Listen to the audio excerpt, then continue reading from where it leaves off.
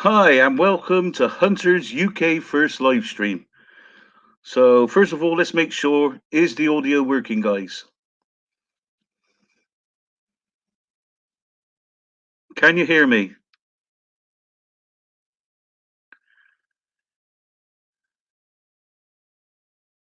Uh-oh. No?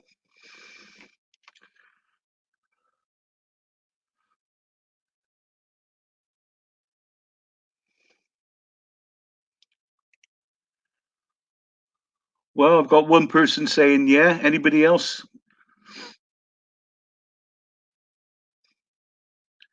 I don't want to carry on if you can't hear me. Yes, we hear you very loud and clear. That's great.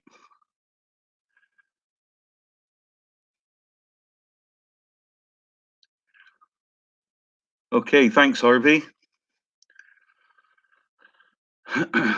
so, okay. So, as I say, this is my first live stream, and I got to tell you guys, I'm really out of my comfort zone because I can't edit and I can't multitask. So it's going to be a little bit nerve wracking for me.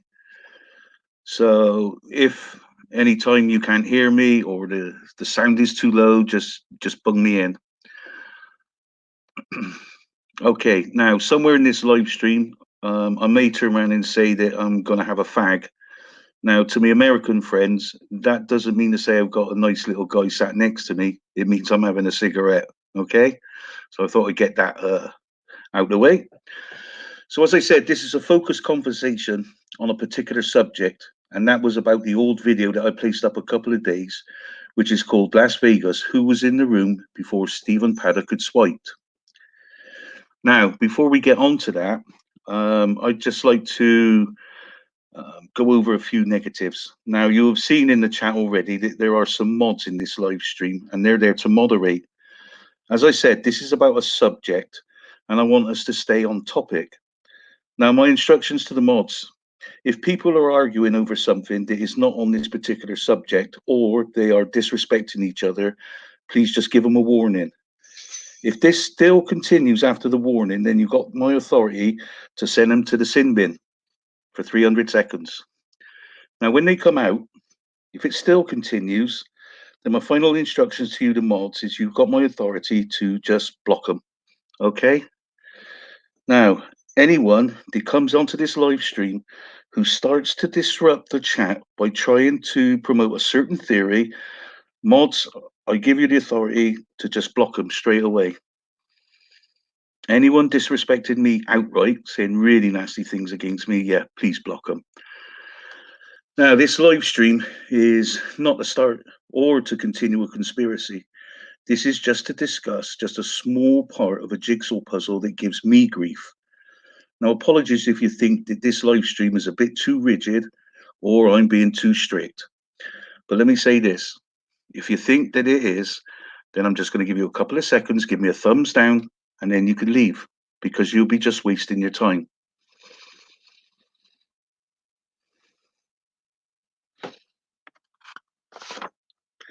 Okay, so the plan of this live stream is that I've invited a guest to talk about the video that I placed up. And I want him to list any of his issues that he has. After he's finished, I will go into my spiel about adding some things about that video that I didn't say actually in the video. After that chat, then I'm going to open up the floor to you guys. And if you've got any questions or points on this reference to the topic, then just please ask away. If I think it's out of topic, well, yeah, then I'm just going to say so. So, okay, with that, I'm going to hand over now to my guest. Hopefully, he's going to introduce himself and tell us at a very high level, how did he get himself involved? Why did he get himself involved? And what has he done in investigating the Las Vegas shooting? So I'll hand over to my guest. Welcome, Mr. Guest. Hello, Hunter. How are you? Not too bad, thank you. So, Can you hear would me? you Can you list hear me clearly? Is the audio good? the audio's good my end? What about in the chat? Can you all hear him?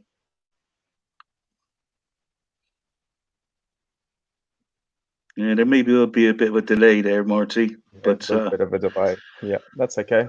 okay, so as I was saying, if you could just give us a high-level view of, how did you get yourself involved?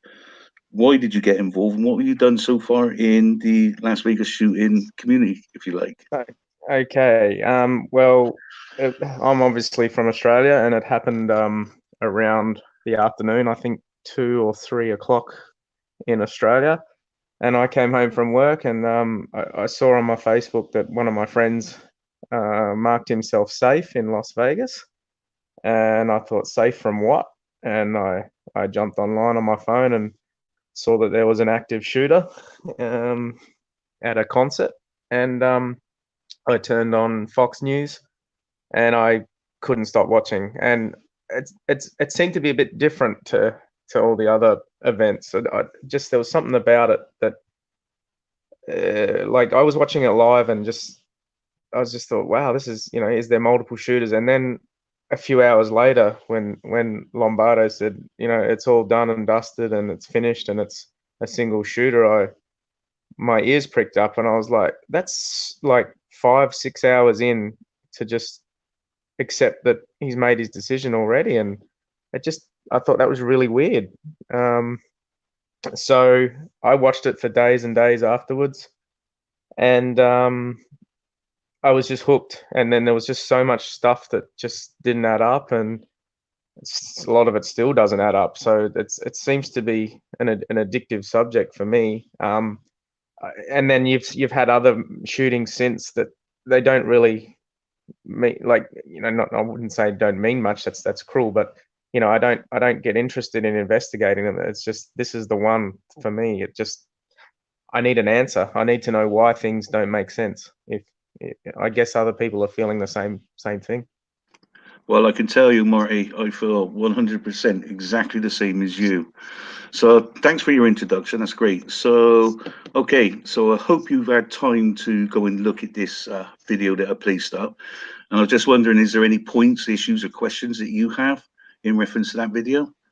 I, all my points and questions you've raised, it doesn't match the lock interrogation report at all.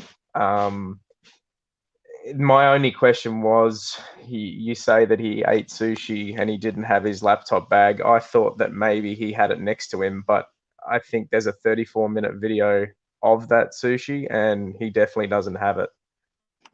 Okay, So yeah, that's a good point there, Marty. In actual fact, there are three windows of opportunity of when he could have had the sushi, and when I get to my spiel, I'll talk about it. But yeah, that's a good point, mate. yeah. So yeah, I was really hoping to have lots of points written down, but every time I went to raise a point, you say it in your audio commentary on the video. So I'm sort of just in 100% agreement with all the anomalies that you came up with. I couldn't find any new ones. So probably one of the more boring guests you're going to have on your show, because I just genuinely agree with you on everything.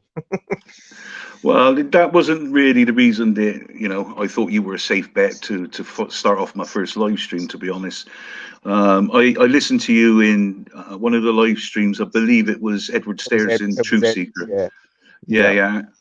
And I thought that was a very good live stream, and you were putting your story over. But the problem that I had was the chat, the people in the chat wasn't necessarily listening to what you had to say.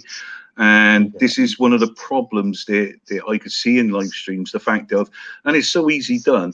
It's like you're talking about a specific subject, which would lead on to something else. It would lead on to something else. And then before you know it, like today, we're going to talk about who swiped the door for Stephen Paddock. After about, say, 10 minutes of a conversation, we could end up talking about the blue pipe. So, we're going to be way off a track of what we were being focused on. Yeah.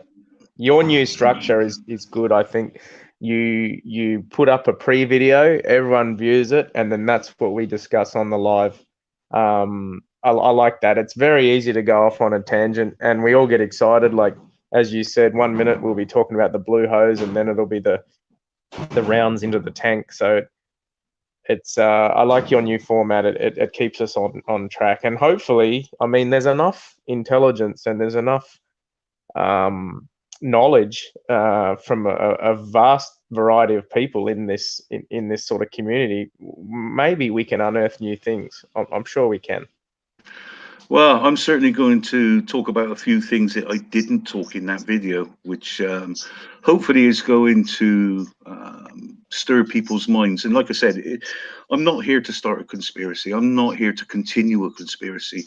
What I'm actually here for is to talk about the things, 90 videos that I made and the points that I've made, you know, things that I've seen, things that I feel. I don't want to turn around and say, you know, this is my assumption. I don't like to do that. I like to stick to the facts if I can, and then say what are the options to those facts. Yep, totally agree. Yep.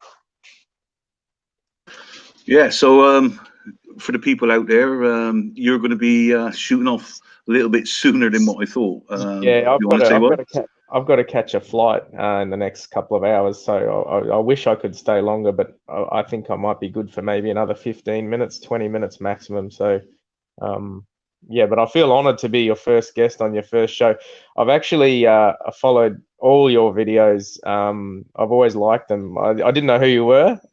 We finally got an email address and sent you an email. But one thing I will say about Hunter is Hunter's bread and butter, his number one skill is the lock interrogation reports. And I was about a week behind Hunter doing the exact same thing. I was writing it all down. I had an Excel spreadsheet, the exact same way Hunter did it. And as soon as I saw Hunter did a video on it, I was like, oh, I'm wasting my time. I'm a week behind. So I just put that in the bin and I just followed Hunter's lock report. And that is the best way of explaining it. The Excel spreadsheet is perfect, and the anomaly that still to this day gets me is the 9:37, or it might be 9:38 p.m. Door open from the inside, which is just makes no sense. Yeah, I suppose I do get the stigma, if you like, that the lock interrogation report. Yeah, there were other people actually that were out doing the same thing, and me, you know, secret safe with you. It told me that he was doing it, and he was sellotaping it on the, you know, bits of paper and onto a sheet. So there were other people that was looking at the lock interrogation report, and I just felt that it sort of slotted in very nicely into what I actually do in work. And yeah, I do aim to talk about the lock interrogation report, how all the hardware and the software links together. And we could go through that. Like I said, I've made some points that I found within the lock interrogation report that I do believe that, again, what it's showing me, these very big questions to be answered, Joanna being one, and we will touch on Joanna. So yeah, going back to this being this experimental type live stream, I just took a video and I thought, okay, so what video could it stimulate into some questions and make people think? And I just came across this one and I thought, do you know what, this would be a perfect one for just getting it kicked off. Because if you remember rightly, what I said in my intro videos was that I really want to go back to the beginning. And yeah, people will probably be a bit cheesed off the fact that I'm going back to the beginning, but there's a lot going on. We're over 2 years into this, and there's been many questions raised, not only by myself, but a lot of people about various points within the last Las Vegas shooting, and they're gone. They've been forgotten, but I think they're very important to raise it again and discuss. So if I think about where do I want to actually start off from, it's not this video that I put in about who was swiping the door before Stephen Paddock. In actual fact, I want to start off going back to the internet searches. And that's what I really planned on the second live stream, is that I'm going to go back to the beginning. I've already asked a guest. He hasn't said yes or no yet, so we'll see. But I know that he's done some very good research on the internet searches and what does it mean to him, and what does it mean to other people. And again, I will be chucking it out into the chat and getting people's views on this. So yeah, thanks for that little bit of a plug, Marty. Yeah, no problem. Yeah. So okay. So what I'll do is I'm going to go through now. Yeah. You all know that this is the first time I've been on StreamYards. Yeah. Okay. So I'm going to at some point try to share the fit report and also some other stuff to take me through what I'm about to say. So I'm going to kick off. So anytime, Marty, you just want to flip in, yeah, please do ask me a question. Yep. No Okay, problem. let's start off with this. Now, you guys out in the chat, what is there, 60 of you now? That's really good. This I didn't expect. I thought 20 at the most. You know, now you've made me even more nervous. But I want you to get your pens out, make some notes as I'm going along, and you can ask the questions. And if not, I'm hoping to leave this live stream up. Now, I've been told that this automatically saves, so I'm hoping it's not going to get taken down. And that's another reason why I didn't want to play videos, because obviously I don't want to get any strikes by playing somebody else's video. I'm going to put up some photographs from my previous video, so that shouldn't be a problem because I've never ever received one strike, not one strike. So, okay, so let's kick off then. Now, according to both the reports, okay, he left the Ogden on the 25th of September at 14:25. So this is going to be my first go at sharing something on here. So you'll have to let me know, guys, if you can see it. Now I've got to think which one it is.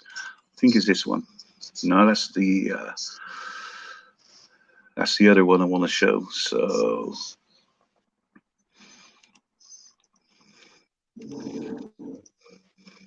let me try again. Share screen.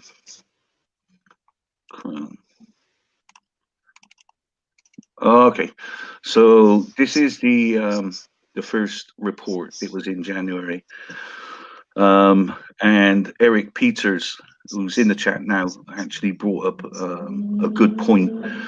It says in here, from approximately 1603 to 1656 hours, Paddock was seen at the Missouri Sushi Bar inside the Mandalay Bay. He then drove his vehicle from South Park to the Valley. So, okay, so that part I want you to remember, 1603 to 1656 is saying within the FIT report that he was there at the sushi bar. Sorry, Hunter, yeah. that's in the initial one, but in the final one, they don't give a timeline. No, they don't. Sorry, I'll probably jump the gun there. No, that's fine, because I'm trying to flirt between the two, because if you look at the January one, and can you see this one now, which is the final report? Yes. Yeah, you can see it. Yep. Okay. So here we go. So as I was saying, and we're going to be looking at the report and also what I call the actual. Now, the actual is sticking by what they're saying. That at 14:25, Paddock's vehicle left the Ogden. Okay. And I'm going to stick by that because in all probability, they're referring to some CCTV footage that they have in their position, which they haven't released, that he left the Ogden. So, according to the FIT, wow, had a bit of feedback there. At 14:46 hours, Paddock's vehicle entered the Mandalay Bay South parking area. At 15:33 hours, Paddock checked into room 32135 at the Mandalay Bay. At 16:56, he then met the bellman and escorted him to room 32135. Okay, so that's in the FIT report. Now, I said in the actual report, again, I'll stick with the 14:25. Now, we've seen a video that at 14:52 is actually at the check-in. Okay, so let's stop that now for a minute. And hopefully, we can go back to there. So when I go back to the FIT report and I look at the FIT report, so let's go there. So 14:25, he left the Ogden. He arrived at the Mandalay Bay at 14:46. So that's a journey of 21 miles. Okay, so 21 minutes. Edit that out. 9 miles. Yeah, it's 9 miles. Now, there's two ways you can get to the Mandalay Bay from the Ogden. One is obviously down the strip, which I wouldn't do, but there again, we don't know. We just do not know because there's no CCTV to divulge which route he was taking, because there is a route at the back street So anyway, does the 21 minutes bother me? No, not really. That doesn't bother me. But he arrived at bay at 14:46. So the next entry is just seen in the fit report. It said at 15:33 he checked into the room. Now that means to say at 14:46 it took him 47 minutes from the car parking area to get to the VIP checking in area. Okay, so that really gives us a total time from the Ogden to being at the VIP counter of 1 hour and 33 minutes. So, okay, now I will talk about the sushi video that was released by the MGM. Now, in there, it took him 34 minutes. And as I say, I'm going to talk about that. But there is a window of opportunity. I'm not saying that this is what happened. This is about 47 minutes from the car park to the check-in. Now, if it take him 34 minutes to have his sushi, that leaves him 13 minutes. So he could have, if there is a window of opportunity, he could have actually left the car parking area and go into the sushi and then still arrive at 15:33 to check into his room. I'm not saying that that's what's happened. I'm just saying that there's 47 minutes in there that is unaccounted for. So as I say, total time 1 hour and 33 minutes. On the other one, where the actual 14:25 he left the Ogden, and we then see him at the check-in desk at 14:52, not at 15:33. That gives us a time of 27 minutes to actually cover that journey. Now that seems more realistic to me. So that's the two versions that we've got from the Ogden into the Mandalay Bay. So guys, you know, hopefully you can watch this again, or if you've wrote down some things, then you could leave some comments at the bottom. So now let's talk about the sushi, the time of the sushi. Now again, there are two versions you can go to of the sushi. Now, as I pointed out, Eric had pointed that it's 1603 to 1656, and that is a total of 53 minutes. Okay, that's what they say in the fit report.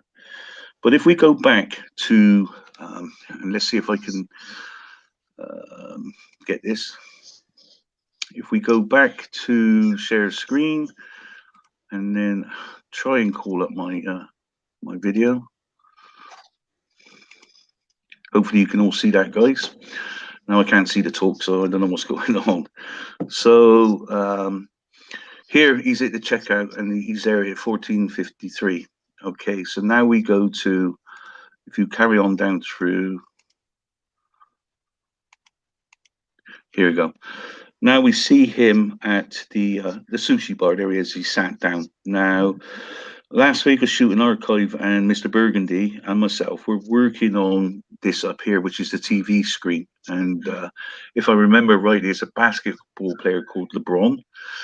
And what I was hoping is that one of them would write off to the TV station to find out when actually this was aired. Now, I believe it was a replay. I'm not sure, but the idea was really trying to tie down when Stephen Paddock sitting here, what time it was, because we got no timestamp whatsoever on the bottom. So, like I say, in this particular video, and I put the link in the description for you guys, so you can actually go and watch it yourself. So,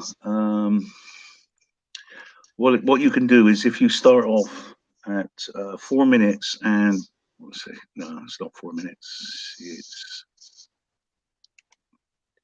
here. Okay. So what I'm saying is, on here at 4:31, he's at the very start and he sat there. Okay, and he is handed a menu straight away. So, you know, it's not going to be the difference of the 19 minutes. Now, why do I say there's a difference of 19 minutes? Because as I said, in the fit report, it says it took 53 minutes. But in actual fact, when you look at this video, the possibility is he actually took 34 minutes. So anyway, after receiving the menu, 6 minutes and 44 seconds, he receives a drink. 6:58, he hands over his order to the waiter. At 8:10, he starts messing about with his phone, and then 9 minutes and 45 seconds in, he has served his food. At 38:10, 38 minutes and 10 seconds into this video, he actually leaves the bar, and he leaves the bar without the old laptop. And yeah, I said about the laptop before, which was, there you are. He's got his laptop on his left one there, and he had it. Well, is there a bit of feedback? Okay, so I don't know what happened there, but hopefully you can still all hear me. I can't see the chat. So anyway, the thing that caught me was that while he was at the reception desk here, you could see that on his shoulder he had a laptop case. But when he left the sushi bar, he didn't have that laptop case with him, not at all. You'll see him get up from the chair and he'll walk away, and there's no way that he had one on him. Now, I had a bit of a disagreement, or even an argument, with a creator, stroke commentator, and this person had said that, no, he left his laptop at reception and then went into the sushi bar. But guys, I don't think so. So, do you think for 1 minute that Stephen Paddock would actually leave his laptop and then go off to have his sushi? I don't think he would. Not personally, anyway.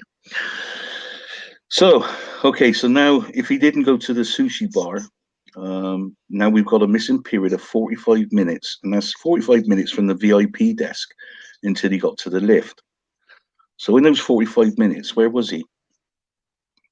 There's no footage of any kind or any photographs of him gambling or walking around. No, guys, we actually got nothing.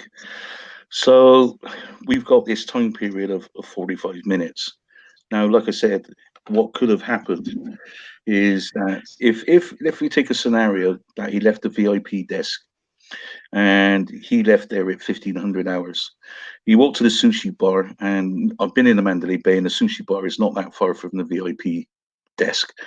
Anyway, he took 34 minutes to eat, so that would be 1536, and then 2 minutes to walk to the lift, and that would be the 1538 that we see time stamped on the lift. So I asked myself, I just said, is that feasible? It is, but I got to say, I find that far, far too tight. And plus the fact I'm making an assumption that he actually left the VIP check-in at 1500 hours, which there's no video footage of him actually leaving on that particular day. So that was an assumption on my behalf. So now then, so we've got that to talk about, but then we've also got the next part, which is, let me see. So what we got is a picture of him actually going into the lobby and the lift, and this was my first issue with this, and it is obviously the timestamp. So in the video later on, what I do place is this. So the top left hand corner is where they got the EST at 1538. What I was saying was, if they really want to put an original timestamp on it, there was this here. They actually, that is Stephen Paddock there, by the way. He's walking into this part here, which is here, and at the bottom you can definitely see the timestamp, but they didn't. For some unknown reason, they have cut off the bottom and they've put EST. Now, the same here, when he walks into the lift, we've got an EST, and again, it's 1538. Now, again, this is very frustrating for me because on the right-hand side here, you actually see him in the lift, and you do see a timestamp at the bottom. So that was a frustrating part for me, you know. So I asked myself, what does EST stand for? And there was two probabilities. One was estimated, and that really made me feel uncomfortable, or the other one was Eastern Standard Time. So people then said, well, hang on a minute, you know, Vegas is on the west, you know, so it would be PST, which is Pacific Standard Time. So then I thought about this Pelco system that the Mandalay Bay have got, and the fact that it didn't have any maintenance.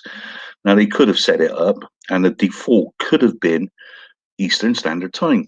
But then if it was Eastern Standard Time, then the time zone of 1538 would be at least, what, an hour? I don't know what the time difference is between EST and PST.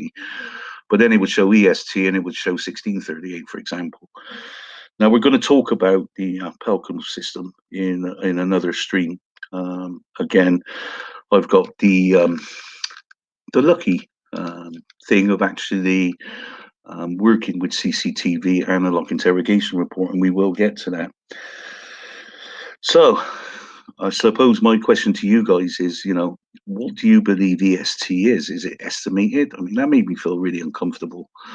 Why on earth would the MGM release this photograph, take off the stamp and put their own stamp on it, when they, as I could say in this top right hand corner, they could have actually done this and they give us the right timestamp. Now, Secret Safe with you is left me a question about the roll in video. Now, if my memory serves me right, and please people tell me if I'm wrong, that what had happened is, first of all, the MGM released a series of photographs. After that series of photographs, then they went into releasing 4 parts of a roll-in video. So these were released, I believe, from the MGM to the Las Vegas Review Journal, and then came the video after. So hopefully, Secrets, that answers that question. But it's like you were saying in the comments, why on earth would they actually delete the bottom of the timestamp and put in something that was called EST, when obviously they could have done this? So let me know your thoughts, guys. Anyway, so then we say he's in the lift. So I need to find this. So he's in the lift. There you go. And again, I really had a big problem with this because, again, the MGM released what MGM wanted to release, and the LVMPD talked about what they wanted to talk about. So we got this guy in here now, and it's in EST 2017, September the 25th. Now, you obviously can see the letter C, so he's at casino level. Okay, so what could they have done? Well, they could have, they could have shown us another video, the same one here, of him in the lift actually getting out on a specific floor, whether it's 32 or whatever. But he didn't release anything to show him actually coming out of the lift. Nothing at all. So that really frustrated me. So let's carry on and still say that there's a good case that Paddock was going to his room here at 1538. So either now, as I said, there was a window of opportunity, could have been at a sushi bar before the VIP. The second one is that he could have actually gone to the sushi bar after the VIP. So that's 2. That's the Ogden and then the VIP desk. So we're going to say that he's not, because we're going to go to the FIT report, which says, that he actually went there a lot later. So now we got him at 1558, and we're going to assume, that he is now going to his room and he's going to dump that laptop. Now that would tie in with the laptop actually not being at the sushi. So what I'm saying there is that Stephen Paddock, VIP, he left, walked around, he gambled, he done whatever he wanted. He's now got in the lift. He's still got the laptop, because later on in the video with the sushi bar, he has no laptop. So now we come to the missing events.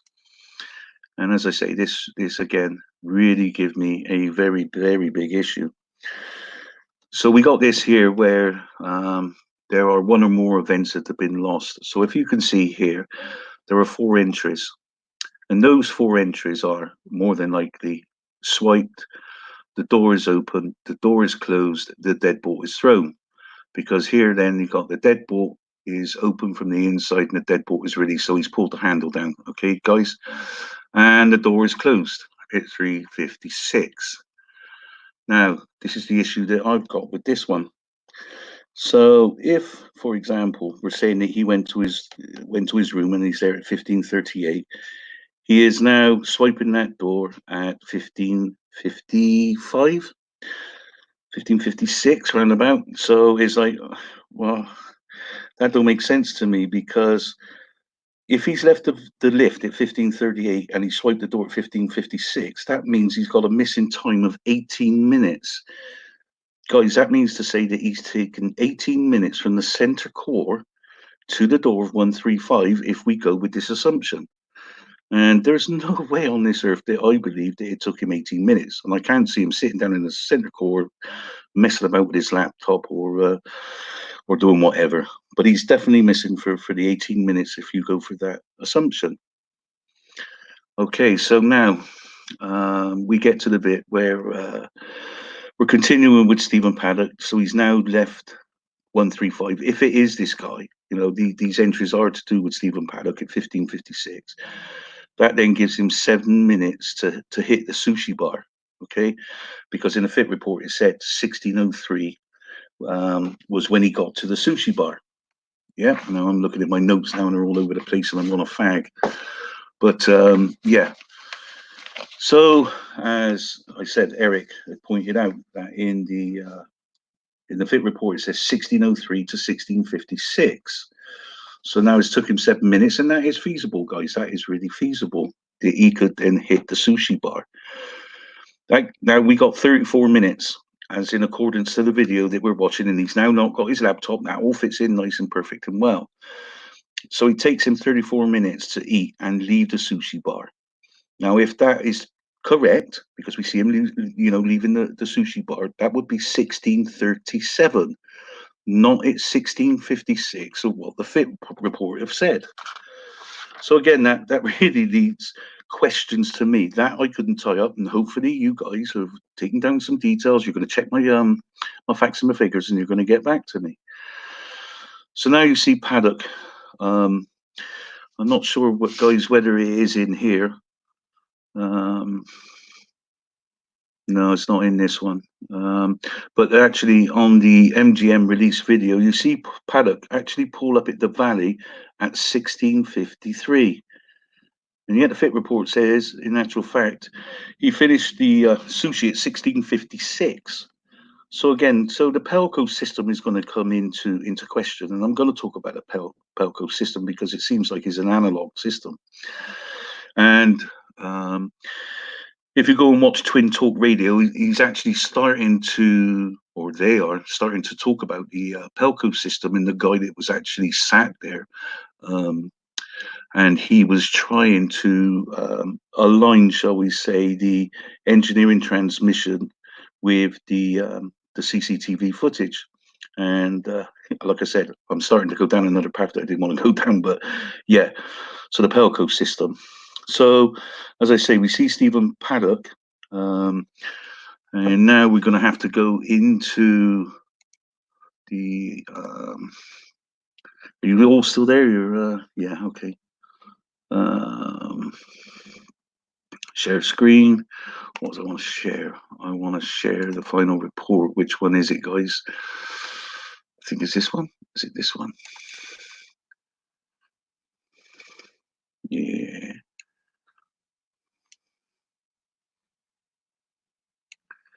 Okay. Can you guys see this? Okay. I hope you can.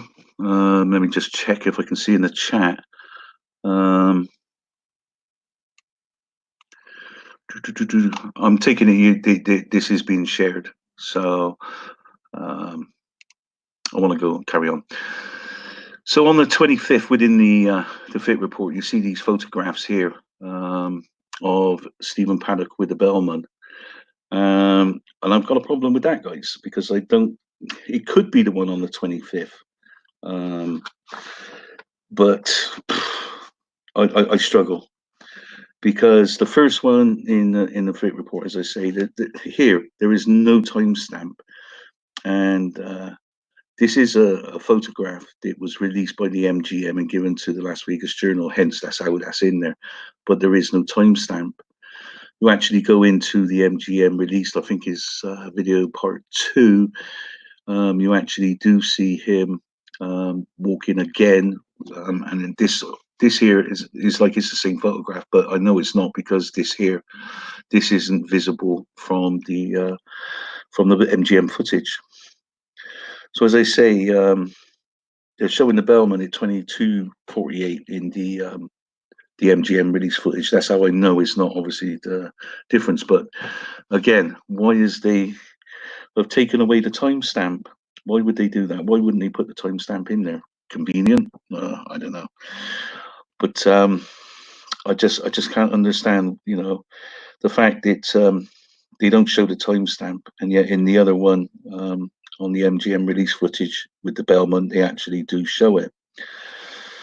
So remembering that in the preliminary report, he said in the sushi he finished it 1656, and yet we know that we got a timestamp here, and it's not timestamp, but we know that 1653. So that's the end of my thoughts and so I'll stop sharing that. Let's get back to the main screen. I hope you ain't falling asleep, guys. Are you still there, Marty? Yeah, I'm still here. Sorry, I've had my mic on mute, so you could That's fine. you could go. So I've gone through quite a bit, and there are things in there that are still really giving me problems.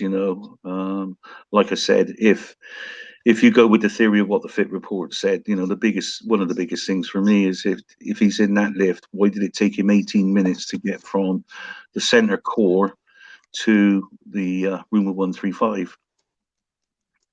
Yep, it's there's a missing 18 minutes. We are going on the fact that it's gospel or truth that the EST time is correct. That we can't be too sure that that's correct, but we're accepting that it is. So. Yeah, so I mean, I haven't obviously been following the chat, so I don't know what's going on in the chat.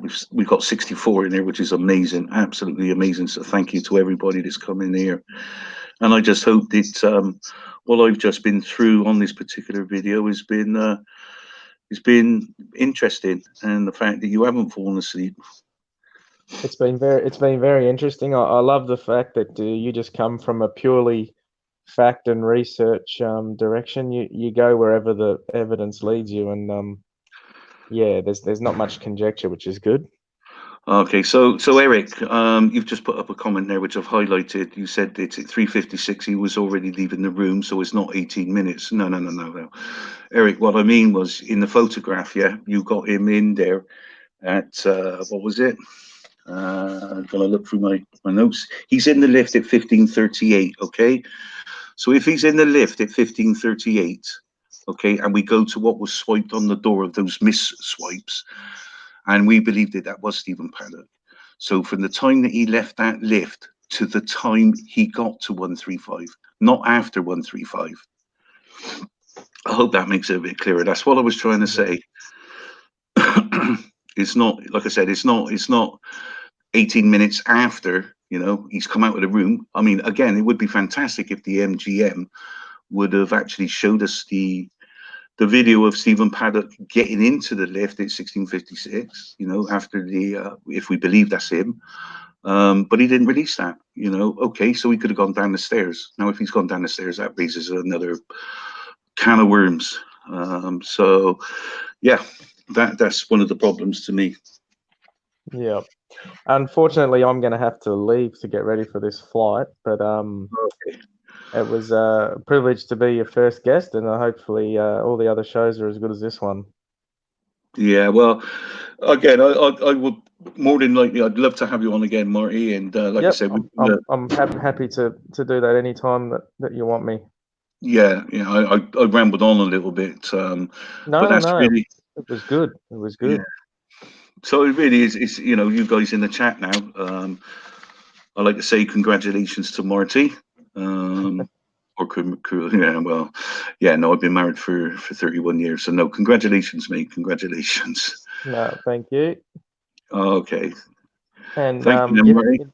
And I'll obviously still be in the community on Facebook, and I'll be watching a lot of videos. So yeah, all the best, and we'll keep in touch. Yeah. Okay, we'll do. And thanks for joining us, mate. No, all the best, and I think it's going to be a very popular channel. Well, it was semi-popular. It's just that the live streams is 64 on your first day is pretty good. Yeah.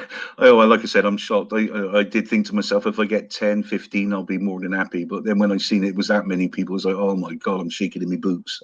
You know, like I said, you can't go back and you can't edit. Yeah, exactly. All right, well, take care, and I'll keep in touch with everyone. Thank you very much.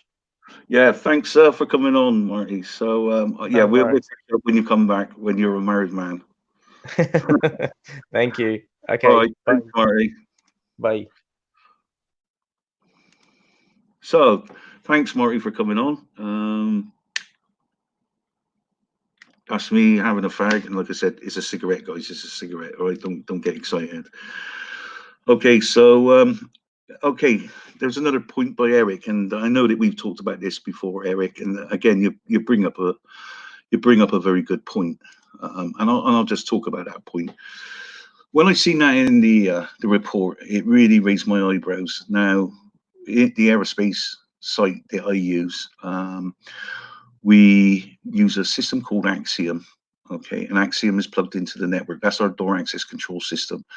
Now, I've been running that for now since 2013, 2012, somewhere along that. And I could be asked, maybe 2, 3 times a month, maybe more than that, from particular managers. They said, "Here, can you do me a favor? Can you run me a report? Something's been stolen from here. I want to know."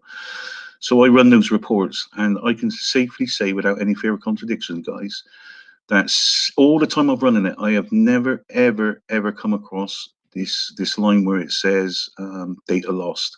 Now, again, yeah, okay, fine, different system. We're talking about the Vanguard system, and it may well do that. But for me, one of the biggest problems I get is that if, for example, there's a break in the network and it will kick into the battery. So people that's already been listed to be able to get into that door can continue to go in that door. But because the network is broken, if I load up another individual that he can have access to there, because it's off of the network and feeding off the battery, it won't recognize this person, even though I've been in there. It won't download. Then I know that when I look on the system, when he calls me up and he says, "Do you know what? I still can't get in the room." And I think to myself, well, hang on a minute, I've put you on that group. So then I go to another screen and it will show me a question mark. And it would say to me, say the network's offline. So then I know that it's not communicating. So what I need to do then is to ping. Now we will talk about pinging at another stage, but at my computer, I will ping a message from the server to the door lock itself. And you do that by putting in the IP address. If the door is communicating with the server, it will come back and it would tell me that, it's communicating. If not, I say it won't. So if it's not communicating, I've then got to call out an IT guy. And yeah, I'm looking at yeah, okay, I'll get to that. Then I call out the IT guy and he'll fix the network problem within a couple of minutes. And then I just do a download and then the person can get in that door. But yeah, it did cause me a lot of confusion. I've never ever seen that. And like I said, in that report, it says that whoever was in there pulled the handle down and released the deadbolt. So whoever went in there went inside. And again, let's say it was Stephen Paddock. So he swiped the door and he's put the deadbolt on just to go and put the laptop in the room. Would I do that? I don't think I would. Would anybody do that? So I would just open the door, chuck the laptop in there, and close the door, and out I go. I wouldn't put the deadbolt on. But there again, that is an assumption on my behalf.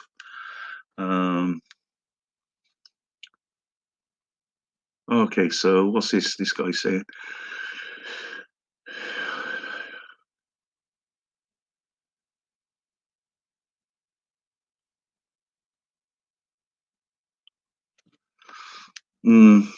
Okay.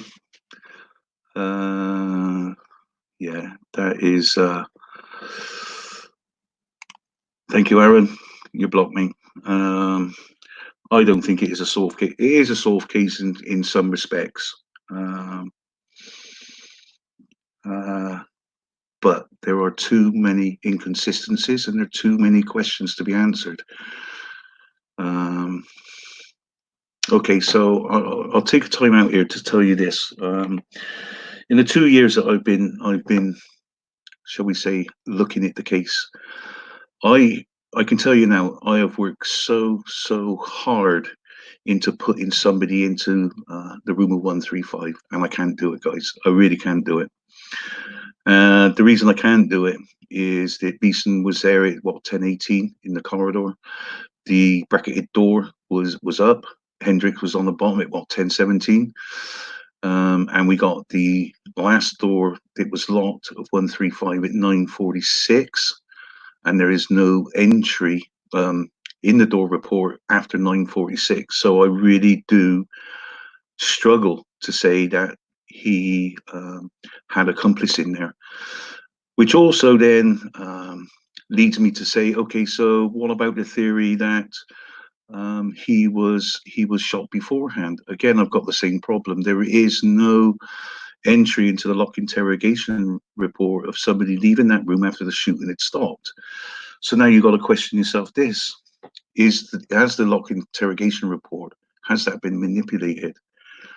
Very good question. I can't tell you 100% that it has or it hasn't. But what I did do was to meet with the attorney and ask him to subpoena the raw data from the SQL database. I have an SQL database specialist on standby if need be to go through that. He would know. He knows what he's doing, and he would tell me whether it was manipulated or not. So yeah, I do struggle to be able to put somebody else in that room at the time of the shooting. So yeah, a lot of people now will give me a thumbs down on that, but I'm only telling you the truth, guys. I don't like going into speculation. I just look at what I see and what I feel. And if somebody has got something to tell me that there's something different, then okay, I'll listen. It's not a problem. It's not an issue. So that's the way that I'm looking at it at this moment in time, and it's taken a long time to get to that. And there are creators and there's commentators that I used to commentate, and we used to exchange all sorts of views, and they would tell you themselves there wasn't nobody else looking harder than for me to put somebody in the room. Just couldn't do it. But anyway, I've gone off a topic, so I'm a hypocrite, and I apologize for being a hypocrite. Um, it's difficult. That's why I said I want to stay on subject. So, have you got any questions in reference to this, the video that I put up with who swiped the door of 135 before Stephen Paddock? Starless, yeah, we've already done that, and that will be coming out in another video. So, has anybody got any questions on the stuff that I've just talked about? I mean, we're 52 minutes in, so we're doing good, because I said to myself, I don't want this to be a 5-6 hour stream. No way. I just wanted to focus in on this particular topic.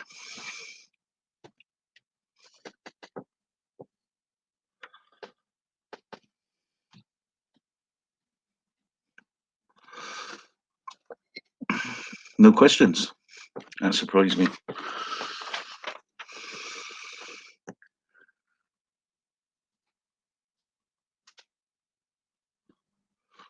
Okay, so thanks, DJ, for that. Yeah, I don't know if LVSA is in there. I doubt now that Mr. Burgundy with his big channel is going to be in here. But if you are LVSA, like I said, we tried to narrow down when LeBron was on that replay, giving that interview. If we could get that, then it would put the time of Stephen Paddock actually at the sushi bar.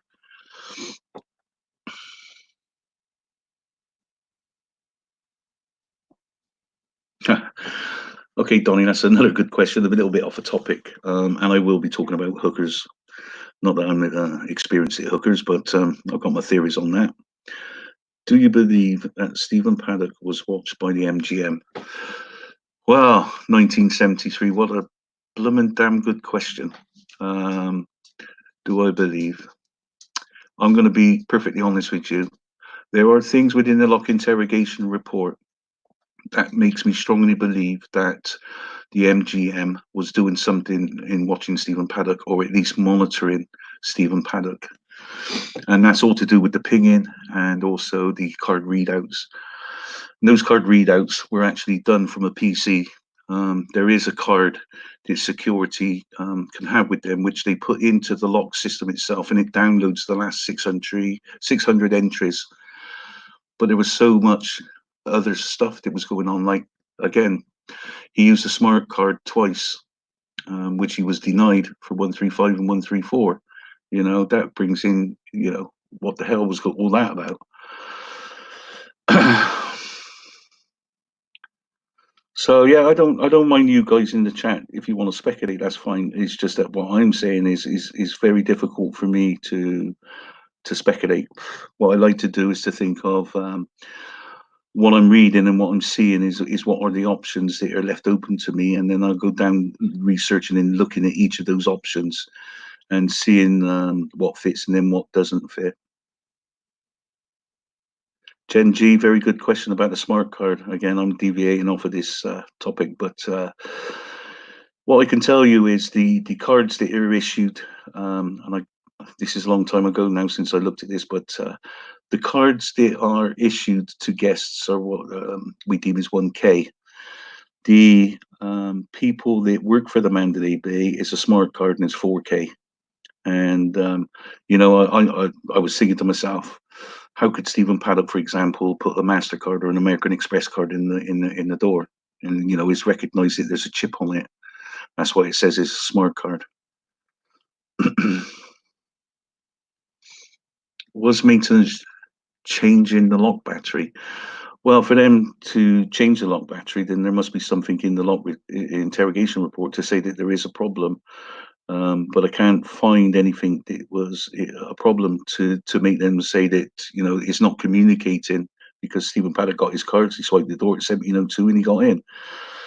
So before that, I can't see in the lock interrogation report any issues or problems with that. Does the sushi bar have its own surveillance system separately from the Mandalay Bay? Has anyone seen if that system has showed a timestamp? Okay, that's another good question. These are good questions, guys. I mean, I'm enjoying this.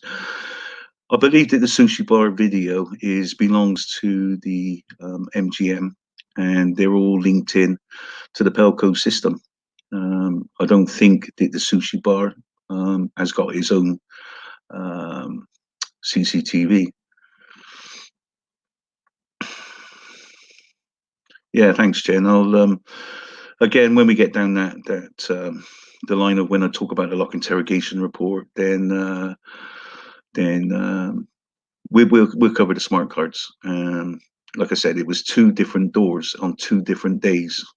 That's amazing to me, but okay. LVSA, you've made it. You're only 58 minutes late. Okay, what I was saying, LVSA, is that me, you, and Burgundy was looking at the sushi bar video, or on the TV screen. We got LeBron, and what we were discussing was we were trying to find out first of all, what TV station was it, and then write to the TV station to say, you know, when was this aired, because it more than likely it was a replay, and then if we can get that back from the TV station, that would at least then give us a time that Paddock was in there. So I don't know if you want to say anything about that, LVSA.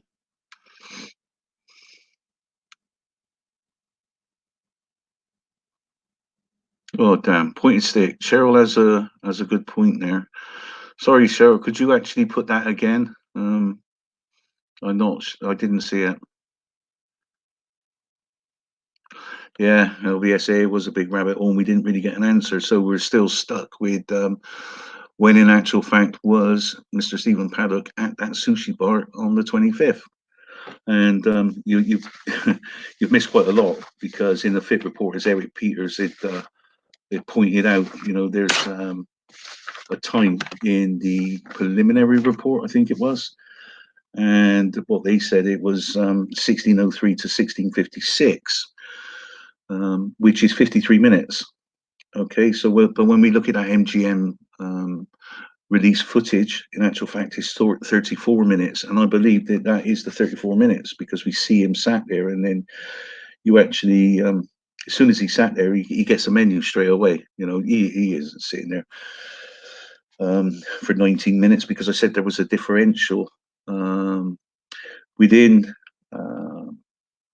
the fit report and the actual report of the sushi. The fit report says 53 minutes, the actual is 34, so therefore there's a difference of 19 minutes.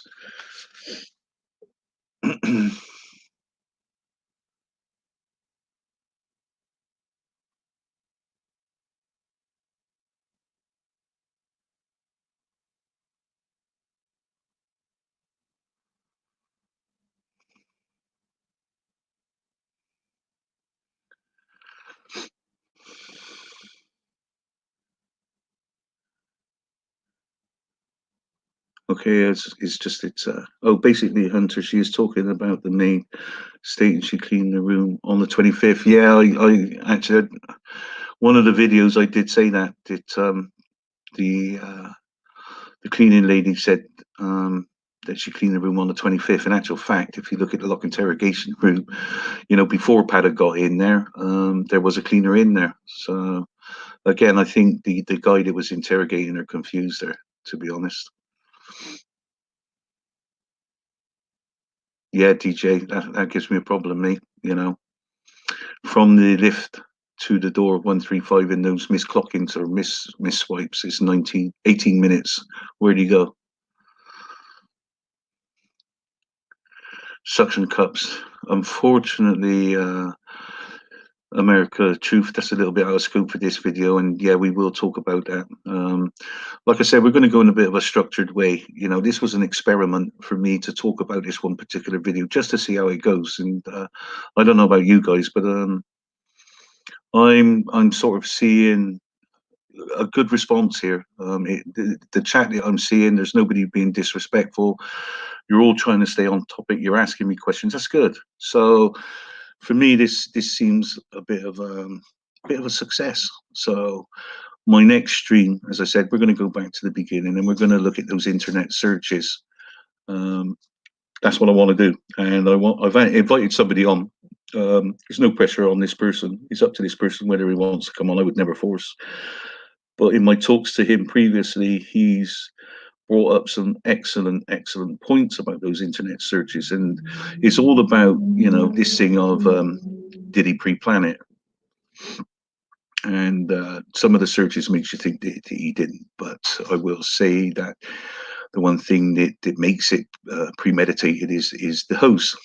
The blue hose makes it premeditated. Yeah, you're right, Jen. It's and that's why I said this video was just about talking about this video, and yeah, it still gives me griefs. And Tommy, I really don't know. You know, Hunter, what are you suggesting happened in those 18 minutes? You know, again, there are so many scenarios. It could have been, you know. Let's say that one of the scenarios is that it was not Stephen Paddock that done the misswiping, you know, where the data was lost. Let's just say that it wasn't Stephen Paddock. So now we got a bigger problem because if he's in that lift, where did he go? There's even a bigger time period. Yeah, thanks, LVSA. That'd be great. You're going to come back in, you know, hopefully you're going to give me when he was there. Yeah, if it's 1603, 1656, that's fine. I haven't got an issue. And it's like, well done, Eric. Yep, that's cool. But like I said, the biggest problem is, and from Stephen Paddock leaving the center core into getting into 135, there's an 18-minute gap. No question about it. No, that's okay, Jen. Yeah, I'm the one who's being a bit of a hypocrite because I like I was saying, I want to really stick on this particular part of a jigsaw puzzle. because it has given me grief. But as I said before, what happens is you start going down a different line. You know, you go down that rabbit hole and it goes on to something else. And I'm trying very hard to stay on subject myself. As I say, this is my first live stream, guys. You know, I hope you're getting something out of it. I really do.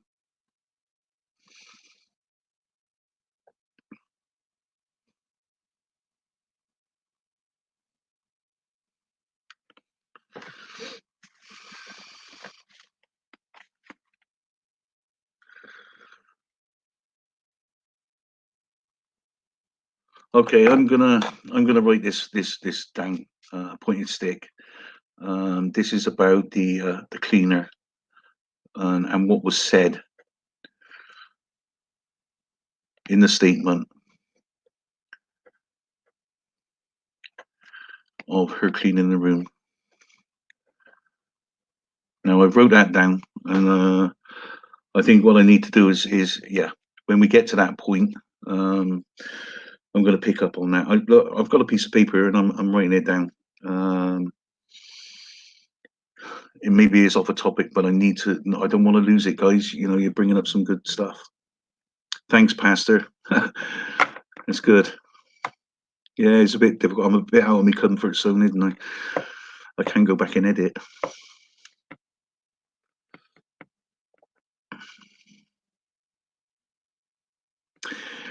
Pete. Okay, I'm gonna. This is what Pete said. I suspect he would have tried to stairs. Lombardo did say Paddock had an escape plan. I've always had a problem, and it's been a very, very big problem with the escape plan. Very difficult. Let's just hypothetically say this. They know that Stephen Paddock, he signed in for the room. He registered for that room, so they know the name of Stephen Paddock. They got his address in Babylon Brook and all that good stuff. Okay. So he thinks to himself, he's gonna shoot out of that window and he's gonna escape.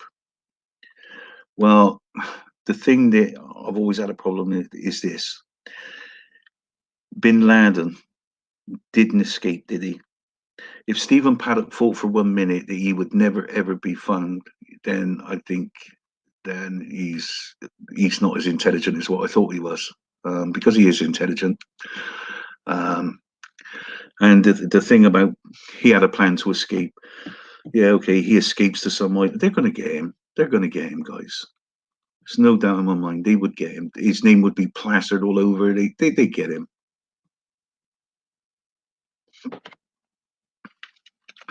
That's my take on it. You know, about a plan and whether he did have a plan.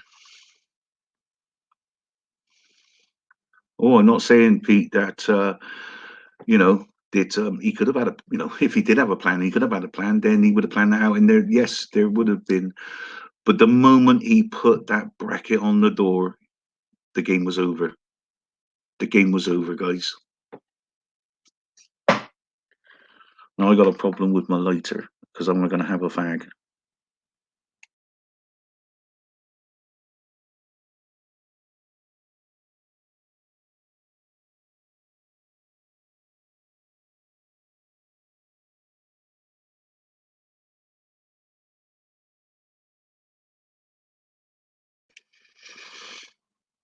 Yeah, sorry, Cheryl. Put your face mask on. Eric Paddock said Stephen liked to clean his guns in the hotel. What, all of them? Again, like I say, I'm trying so hard not to deviate from this. There's so many brilliant points in the chat that I'd love to talk about, but we won't be in a structured way. And I'm probably OCD. I just like a structured way.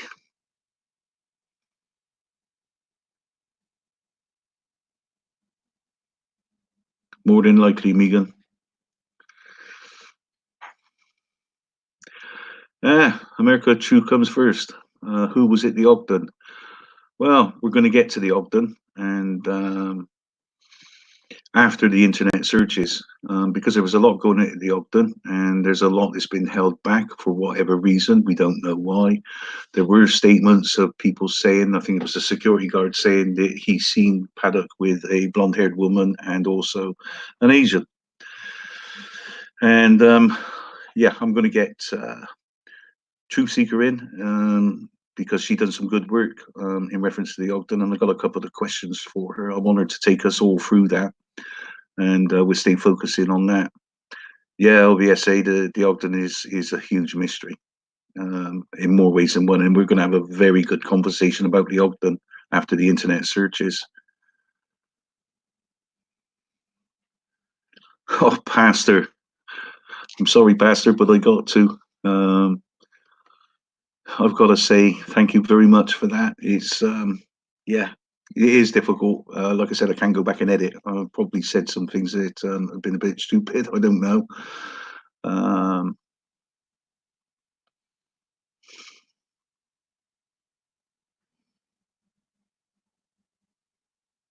No, I don't think it is CBS. Yeah, okay, 1973. We're going to talk about the bracket. I remember doing a video about the bracket, and I did ask the question because there were so many LVMPD. It said that security had actually screwed the bracket, and I went through a bit of grief for that, but it was an option that I wanted to go down. Yeah, True Seeker, you're right. The Ogden has a lot, and we're going to talk about it, girl.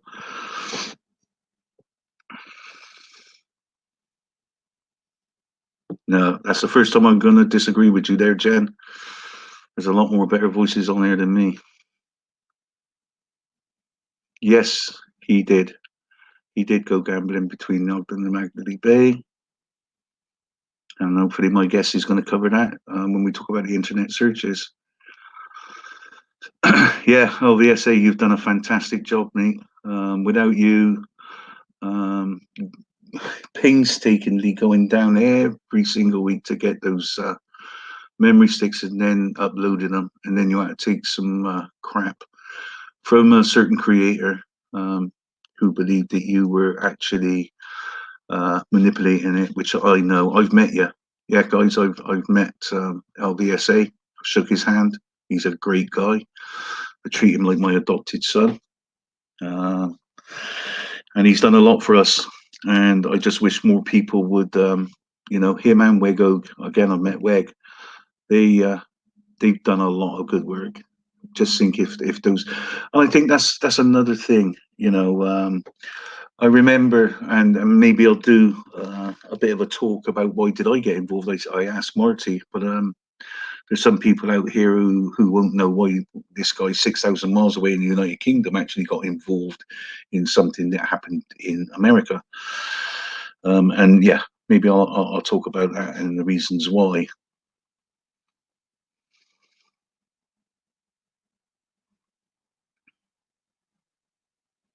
Why can't we see footage of 134? I wish Mr. Lombardo would talk about that. I remember again about thinking about why we don't see the footage of 134, and remember going back. I put a video up of a guy who was saying about Levi Hancock that he left his webcam in a docking session in a docking station, and it was charging. And then I went to the body cam and then said, "What's this on his shoulder? A parrot?" So he got that totally wrong, didn't he? Yeah, well said, Mark. He's done a great job, and I'll always stand by that man.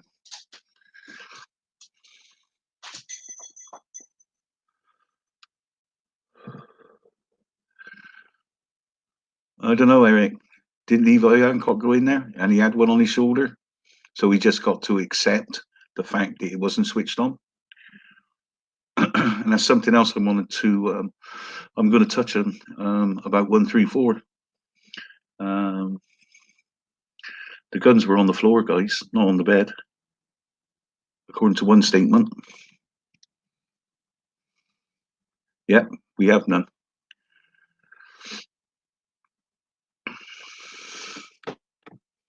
Well, he could have had them switched on and then Just say that they didn't have them switched on, and yet they did. Yeah, I actually said that. I was a bit worried that when I went over to Vegas, he was going to hunt me down. I had a laugh about that. Yeah, I've been over now 5 times to Vegas, and 3 of the occasions are just solely to do with the Las Vegas shooting.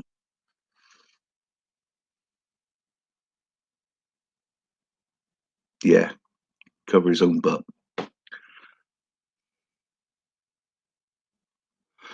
No, Eric.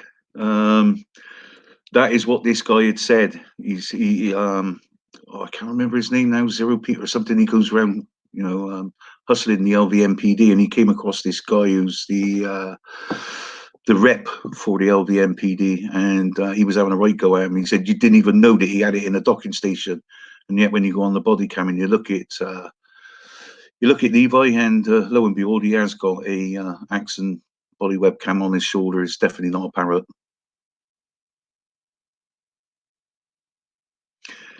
Agree pointed. I agree. So, remember, guys, when I done that video, Paradelia? Yeah, agreed, Pastor. Yeah, you're right, LVSA. Levi stated my camera wasn't on. It doesn't say that Levi had stated I've left it in a docking station. That would be him up for being dragged over the coals, wouldn't he? Union rep, yeah. Thanks, Sean Graham. Nice to see you, mate. We've had some good backwards and forwards, haven't we?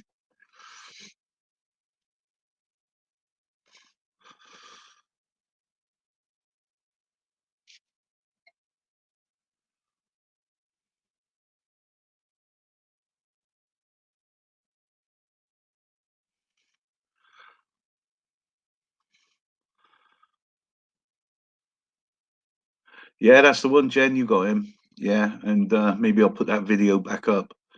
Um, and yeah, I'll get my ass kicked. But yeah, he got really nasty. He was trying to be very intimidating and frighten the guy off, but the guy was a little bit persistent. But then he backed off, and I would have said to him, "Yeah, you've seen your own body webcam, you know."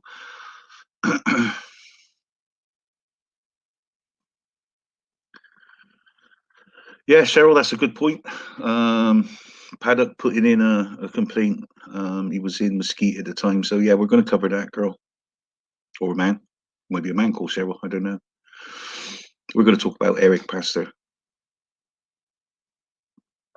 Yeah, no problem, Eric. You're a good guy. You've really got your head screwed on.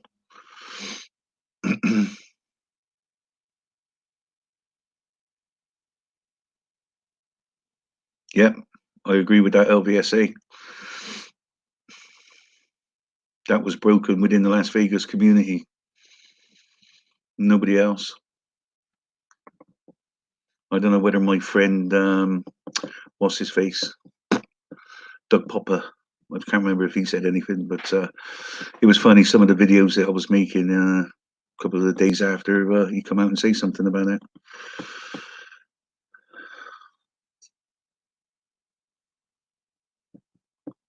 Yeah, I can't remember his name, Sean. I'll have to go and look for it. I thought it was Zero something, but yeah, his name might be Aaron. I'm not sure.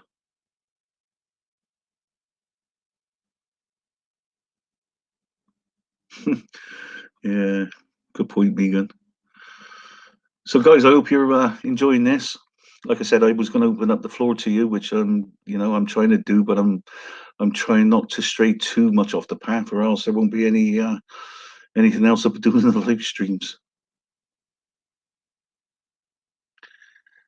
I haven't seen secrets in here. I'd like to talk to secrets about this video footage or the still that they released with the EST on it. Because Secrets asked me a question, is there a roll-in footage of it? And the answer was no, because the Las Vegas Journal actually released photographs first, and then they came up with the video footage.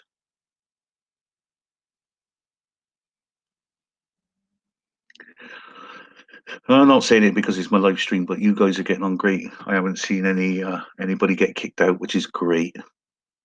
Like I said, it is about trying to get to the answers of the inconsistencies in the things it doesn't look or feel right, or what we're being shown on the lock interrogation report.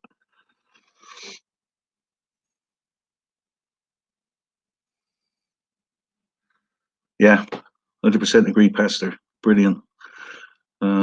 Like I said, I'm hoping that this video, the chat, is going to stay up.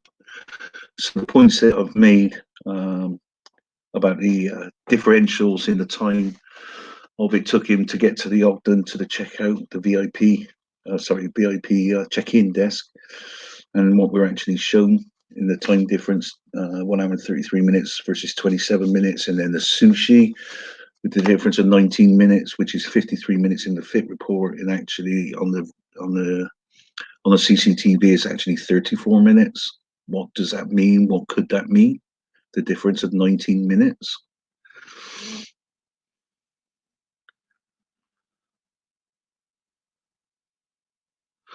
Pete, another good question. And yeah, if you like, if you go over to Twin Talk Radio, they've identified 3 engineers, and I think I've done a video, or I can't remember, maybe 16, 17 months ago, about the fact that there was another engineer up there.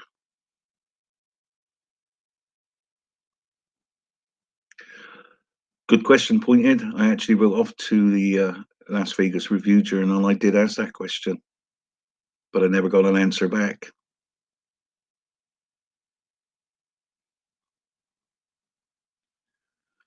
Yeah, agreed, DJ. It's great to see some familiar names. And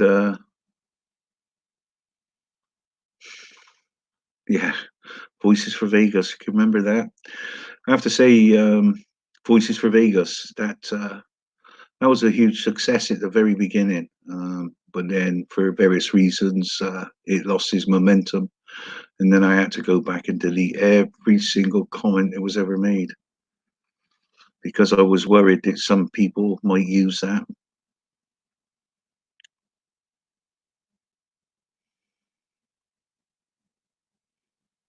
Eric, he did do a great job. I did watch that. Somebody recommended it to me, and I've still got issues, I have to say, about Mr. Shuck and Mr. Campos. And again, we're going to get into that, guys. Don't worry.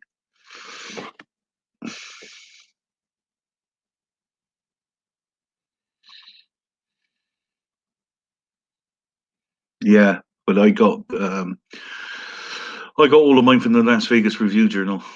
Again, that's one of the things that frustrates the hell out of me. That when I go on some American sites, it says, you're not coming in. You're from Europe, the Data Protection Act, and I can't access the blooming site.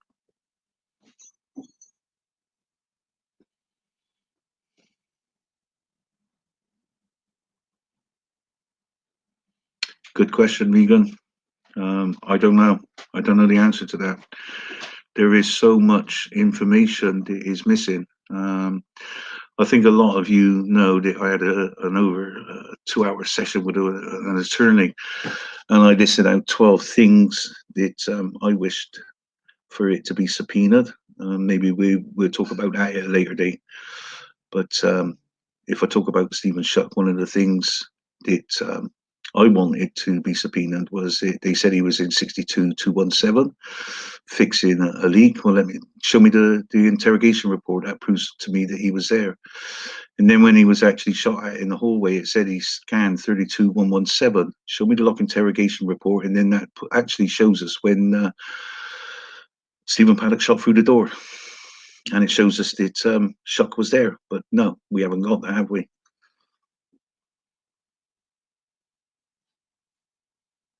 Yeah, agreed, LVSA. I did touch on that. And it's very, very difficult for me in all the research and thinking this through. That 946 deadbolt, it wasn't opened after that time, so nobody left that room, and I do struggle with it unless somebody did mess about with with the lock interrogation report, but the SQL database would give us the answer to that. Yeah, 2 minutes seems a long time. Don't rule out escape. I agree. And I haven't absolutely 100% ruled it out, but I'm saying I'm leaning more towards the fact that Stephen Paddock did do the shooting. Somebody might come back and give me a good reason to think of something else. I could do a lot of things in 2 minutes, Pastor. Not being funny. Hi, Catherine. Nice of you to join us. Yeah, and that's another thing, Megan. You know, when I talk about myself, just before I was going over to Vegas, I booked up the Golden Nugget. We were going there in the first week of November, and obviously the shooting was on October the 1st. And listening to Lombardo's press releases and things that have been written, I had this visualization that he shot down through the door 200 shots. It was like Swiss cheese. So I had this mental picture in my head.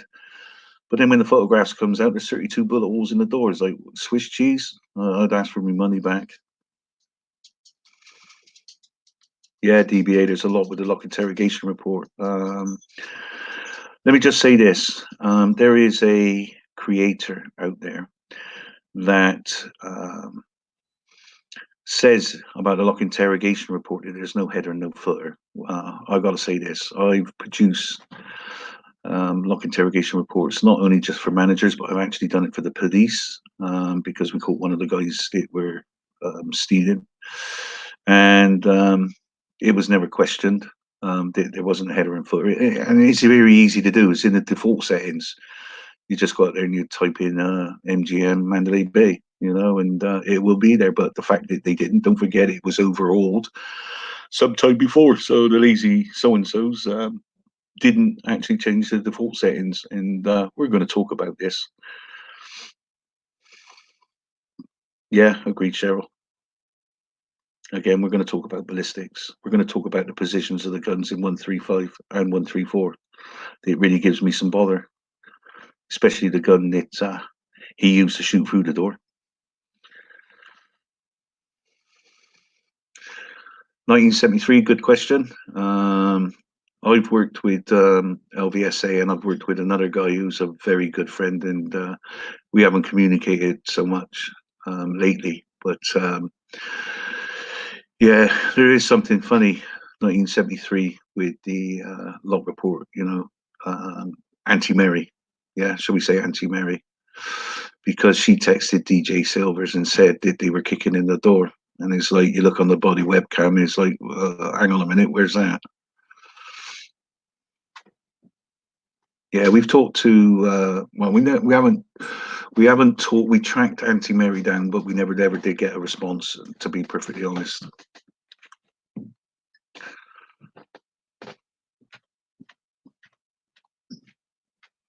Yeah, LVSA did shoot through the door, but yeah.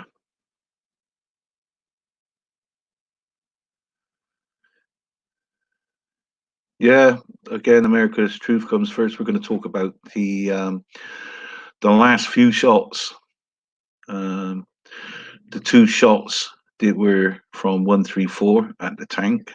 I did talk to Mike Turber and tell him I've got the specification of aviation fuel tanks because of my work. And I know about the inlet and the outlet of the fuel valve and how small it is for him to shoot at it, if that's the case. But that wasn't what was giving me the problem. And I'll talk about what the problem is with those last couple of shots. Yeah, you're right, Pastor. And that's what really, really infuriates me. When Lombardo said there is no conspiracy between the LVMPD, the FBI, and the MGM, and it's like, yeah, well, what you're not releasing, and we can talk about the privilege log. That's another good thing to talk about in the LVSA.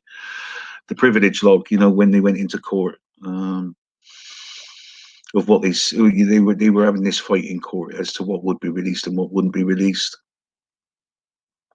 And there's a lot that hasn't been released.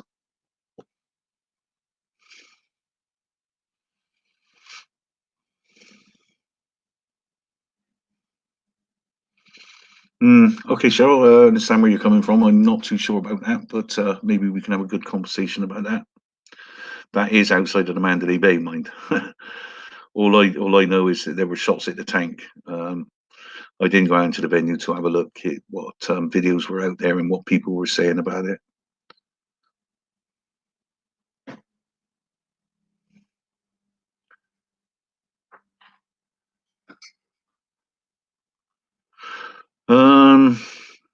Okay, Hunter, maybe now is a good time to share the website URL publicly. Which one's that, LVSA?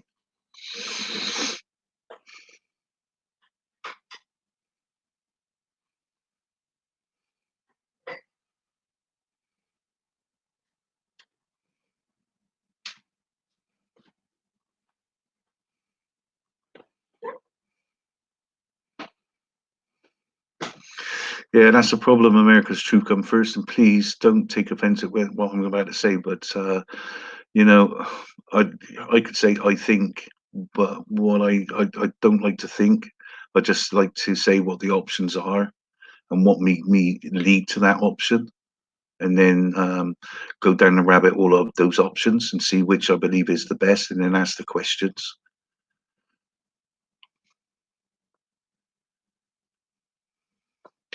Yeah, Pastor. I think somewhere somebody had done a press release when they hinted that it wasn't fully 100% closed. Oh yeah, I got involved in that. Yeah. Okay. Let me write that down. LBSA. Um, the website of missing evidence. Yeah, I remember I had an input into that as well, didn't I? And what I'd done, the information that I gave you, there's the information that I gave to the attorney for what I believe he should subpoena. And that again, we can talk about that. Yeah, Weg and LVSA done a brilliant job, Jen. It's okay, America's truth come first. Like I say, it's there are so many things that are inconsistent and doesn't ring true. And what I do is to say, okay, so what makes me feel, what makes me see that? Okay, so what are those options that I can look at? Which is the best option? What questions do I get from those options? That's how I go down that line. So thank you for not taking any offense. I didn't mean any. Yeah, mod 3. Yeah, I'll have to get that and do that.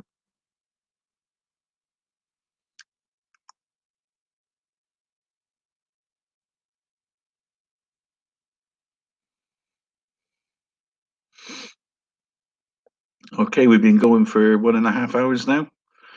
I think it's not going to be long before I wrap this one up. Like I said, I've been a bit of a hypocrite and I've deviated from the topic of discussion. So I'm hoping, guys, I'm hoping that when you replay this at various parts, you're going to come back to those things that really still gives me grief, because I don't feel at this moment in time that the questions in the chat or the points in the chat is actually give me food for thought.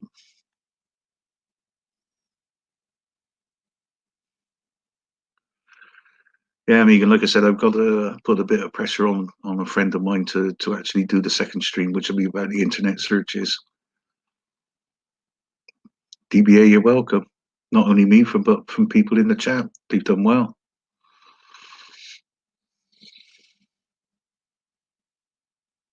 Totally agree, Mod 4. Absolutely brilliant. You know, when just a quick thing about Hunter mods. I asked people to if they wanted to be a mod within in these chats, and I've tried to learn from other streams, and luckily enough, touch wood, they haven't had to ban anybody, because I noticed that a moderator with their original name up bans them, and the next thing is then there's an almighty let's attack this person. And you can't attack a Hunter mod because they got nothing on their channel. They've opened a second account like I asked them to do, which is good. Thanks, Cheryl. I don't know if I'm awesome.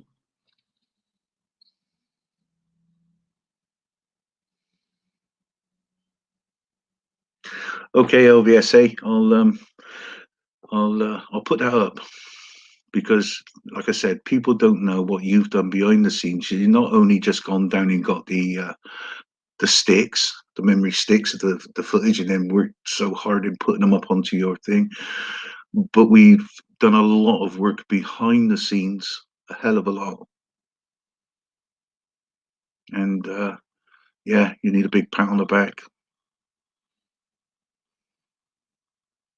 Yeah, Pastor, I'll get that link, and I'm going to put it in the description under this live stream.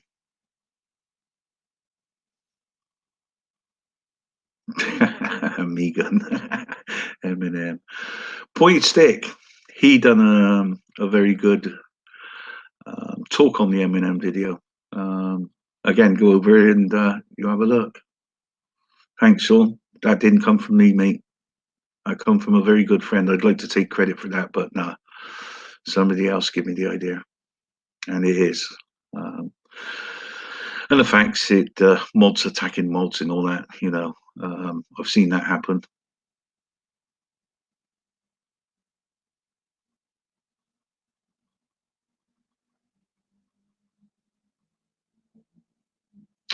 Well, it's good. We've stayed on topic and we've strayed off a little bit, so I haven't got a problem with that because, like I said to you guys, after I'd done my big spiel about this video that I'd done, I said I was going to open up the floor, and some of the things you asked me, I hope I've answered it to the best of my ability.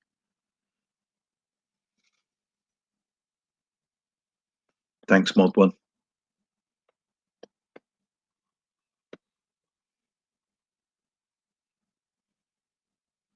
Thanks, Pete. All right, you can all now not pat me on the back.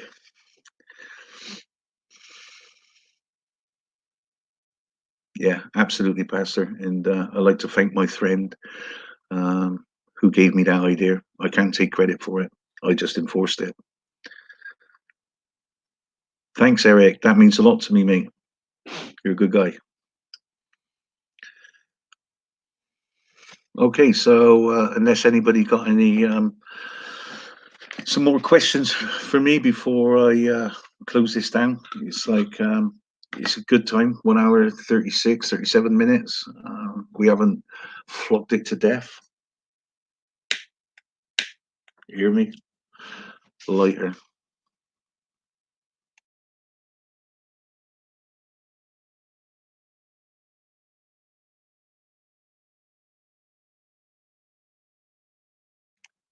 So yeah, looking forward to the next one. Like I said, oh, Burgundy, yo, bro, you didn't make the stream. Yeah, this is a guy. Oh my God, this is a guy who. Remember, I was on about fags, and it's not because I got somebody here. It's because I'm smoking a cigarette. But he was the one who said we're going to hold hands and we're going to dance down the Vegas Strip. Well, we didn't. We didn't dance down the Vegas Strip, but old Bergs was certainly shaking. Was you not, my friend? But it's great to see you. It's great to see you. And congratulations on your channel, bro. It's really good. I'm really impressed.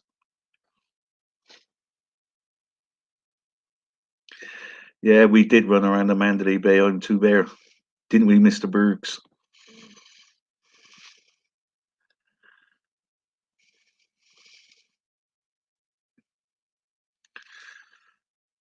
Thanks, Pastor. Yeah, everybody has acted like adults, and I want to say I'm really happy that this has gone the way.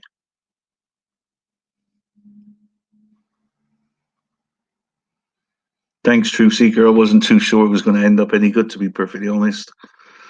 Like I said, I thought 510, I'll be happy with that. But then to see when it hit 60.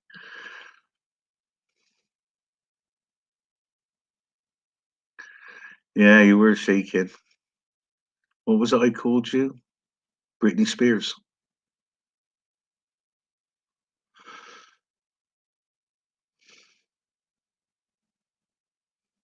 I'm not a 10-year-old girl, Mr. Burgundy. Oh, sorry. Yeah. Okay. Yeah. Just kidding. Yeah, the old band. Yeah, it's good to see people from a long time ago when we first started all this off, and I can safely say we all worked extremely hard on this. Um, and like I said, I've met Mr. Burgundy a couple of times. Was it a couple? No, once I met you, wasn't it? Yeah.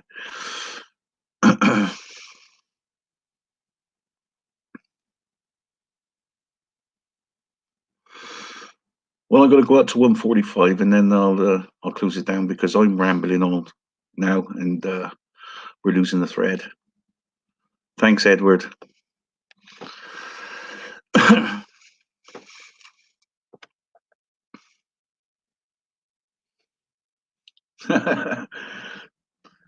Yeah, Jen, you sound like a groupie when you say that. Pastor, I would love that. I would really, really love that. But maybe there might be a fallout. I don't really care, to be honest. If other creators want to have a go at me, then fine. All I'm doing is looking what's giving me grief, and let's talk about it, guys. What is giving us grief?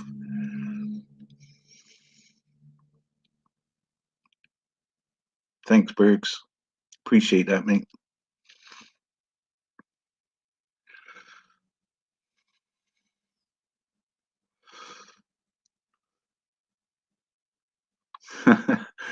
Nah, you're not, Jen. I'm too old to be having a groupie. I'm 164 years old.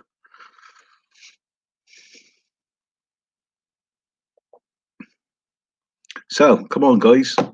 Any last questions before I close this stream down? Because we are beginning to wind it down. It was a good session. I enjoyed getting the things off of my chest about that particular video.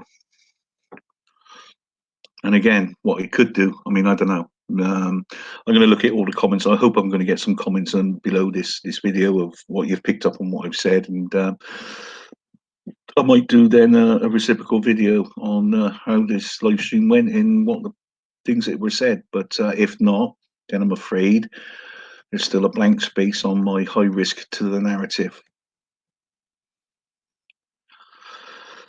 Yeah, Las Vegas shooting archive, 100 questions. Yeah, is that all? True Seeker, when are you planning to do your next live stream? Good question. One thing is, it's very difficult for me to balance my life. I work 35 hours a week, maybe more. I've got a family. I've got my mum in hospital. So it's difficult. It's difficult, but I don't see any reason why I can't do a live stream probably next week. Okay, you got me, Cheryl. 144. Yeah, and the other thing is actually trying to time this right because I'm crossing 3 time zones here. Australia, obviously, because of Marty came on.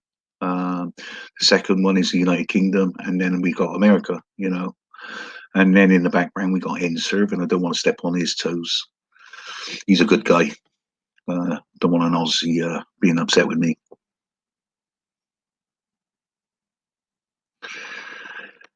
Oh, DBA rocker. Well, what a, forgive the pun, what a loaded question that was, or a point that you have made. Yeah, you're right about the blue tube. That is premeditation. Hello, the Human Nature channel. Glad to see you in here. I tried answering your comments, and I'm glad you knew where I was coming from when I said about Paddock being in 2 places at once. Thanks.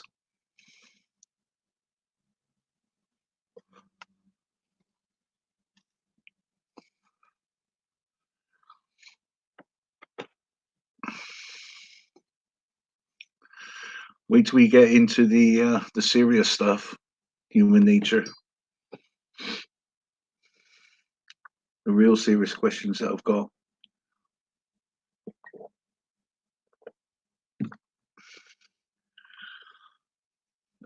Yes, Bear, it is. I think it's safe for me to say this, and I've said this in a video somewhere. That I've got a very big, diverse job. I am head of security and aerospace site. I don't like to really talk about it, but in that role, it gives me the lock interrogation, which I can do. I'm in charge of the access door control system at the aerospace site, along with the CCTV at our site and our sister site. We're now opening another site. So, yeah, that's why it sort of fell into my lap, if you like. Have I found glitches in reports you run? Not like the ones I've seen. The ones that we've been talking about today, to be perfectly honest, and that is about data loss. I've never come across that before, ever. Like I said, I've had it when I've loaded people to the system and they still can't open the door, and that's because there's a network problem. Yeah, good to see you, Fawn Spy. Long time no speak.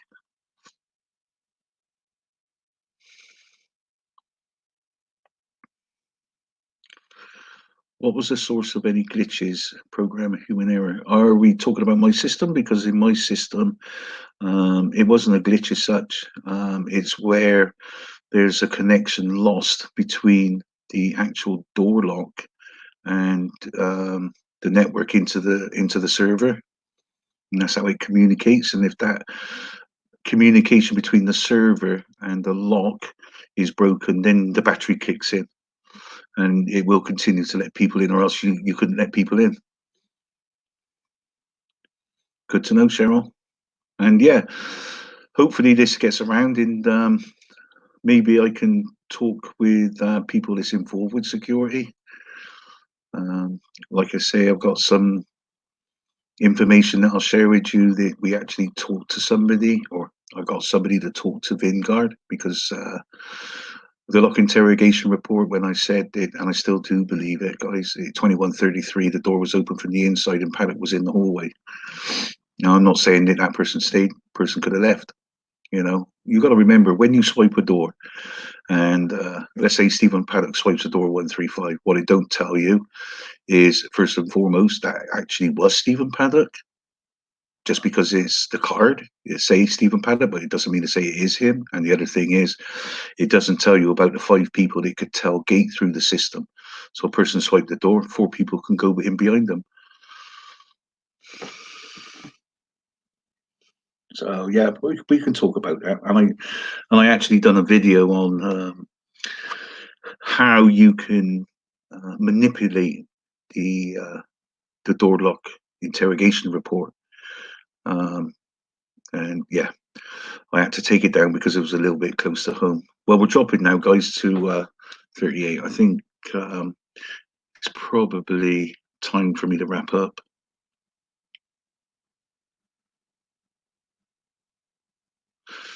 Yeah, I'm going to talk about that, Sean. We actually talked to Vanguard, Vision Line. That's the software manufacturer, and we asked them that very question. And I know that I've tried on my system.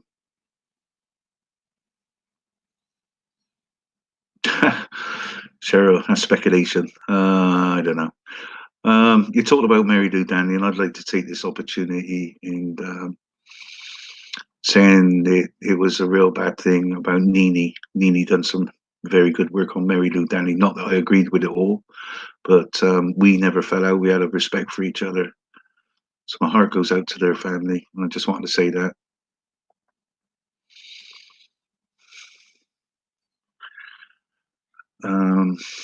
Yeah, there's a thing about Mary Lou Danny, and we'll get into. And yeah, that's something. Maybe if you are a phone expert, drop me a line. You could end up being a guest, because we're going to be talking about the 8 phones. You know, the 4 that they found in the room, which was, well, they say in the fit report 3, but there was a 4th one there. It was in the one of the warrants. And in fact, we're going to talk about the phones. You know, here's a guy who's supposed to be a recluse, and yet he's got 1,600 and something contacts in his phone. That's not a recluse, is it? 1,600. I ain't even got that. Not a chance. Not even if it's connected to work. We've got a group of people. But also it does say on the report about the last incoming and the last outgoing calls on his mobile phone. We're going to talk about that. Yeah, heart out to Nini's family, Truth Seeker. Yeah, I want to talk about the phones. That's not off the hook.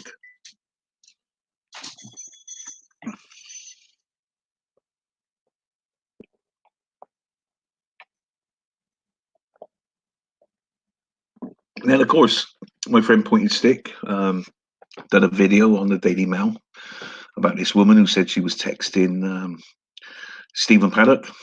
Stephen Paddock had texted her on the, what was it, the 27th. We're going to talk about that. So, guys, it's 1 hour and 50 minutes. I want to take this last opportunity in, first of all, thanking you so much, first of all, for joining this live stream. Secondly, by giving me support to give me the confidence to carry on.